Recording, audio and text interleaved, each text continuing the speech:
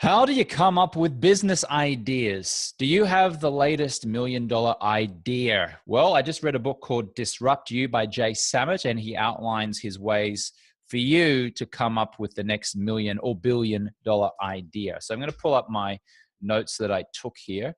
The main point of this book, really, Disrupt You, is to write down every single day, what are your 3 biggest problems that need solving? And he says, if you do that every day, then it rewires your brain into thinking about possible ways to help other people. And all business is really helping other people to solve problems. So we want to get into the habit of solving problems. So the book Disrupt You by Jay Samit says, type out or write out this question. What are your 3 biggest, what have I got here? What are your biggest problems that need solving? And I've actually just typed these out or written these out like 7 times for a week to start practicing. Now, a problem might be I don't wake up in time, or it might be I don't know how to quit smoking, or it could be, like, for example, taking when shoes were created or invented, the person who came up with Velcro was solving the problem of someone having to tie shoelaces, right? Because that took a longer period of time. Solving the problem of someone who's so busy that they don't have time to go shopping. There are services now that send food to your door. That's solving the problem of someone who doesn't have time to go shopping. So there are lots of ways. All business is really is solving problems, and Jay Samit outlines that in this book, Disrupt You. Let me just read a couple of my notes that I took here. Write down your 3 biggest problems every day for 30 days. Solve problems for others.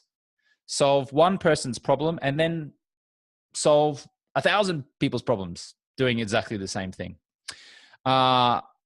He said that in order to really come up with ideas and to be focusing on business as well, change the people that you spend time with.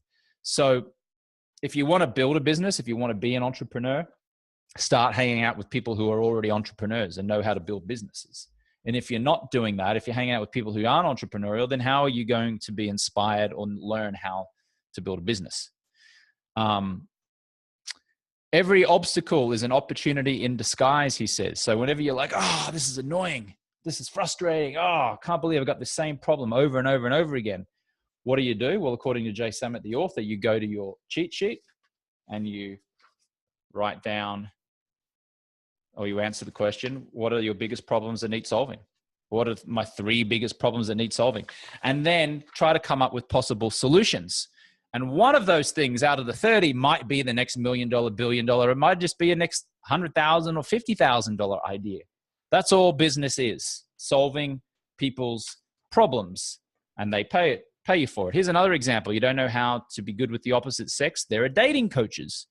That's solving a problem. Dating coaches are solving a problem.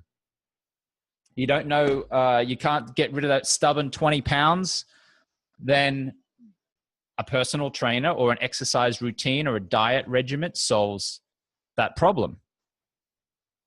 Problems. Think of problems that need solving. Write them down and start rewiring your brain around that.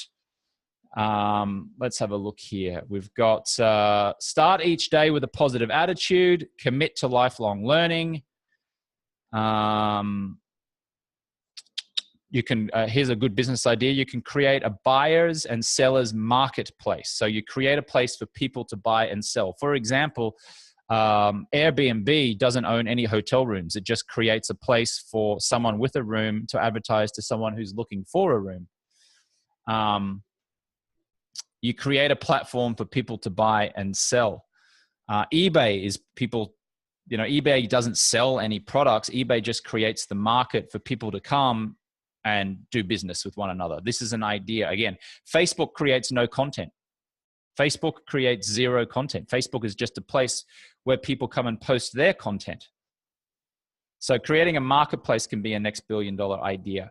Interesting thing in the book, he says 95% of private cars sit idle, which means 95% of all the private cars owned in the world don't ever really move. They just sit idle and do nothing. So he was suggesting, like in the book Disrupt You, is you could come up with a way to rent your car out for an hour at a time or 2 hours at a time. Disruption is what he's talking about in this book. So there you go. Try that exercise. What are your biggest problems that need solving? Just write those out. See whether you can come up with your next $1 million or $1 billion idea. If you're watching this on my YouTube channel or on the podcast, I want to send you some free stuff. So I'll send you my How to Stop Procrastinating formula. You can use that to finally get things done. I'll send you my personal notes on my 3 most favorite books, which will teach you how to make more money, how to be charming, how to persuade people through body language. If you're in the US watching this, just text the word James1 to the number 44222. That's James, the number 1. Send a text message now. And for everyone else, just go to jameswanwick.com/free stuff, and I'll send you a whole lot of free stuff. So go ahead and post a comment down below. Let me know what you think. If you're listening on the podcast, thank you for listening, and I will catch you on the next one.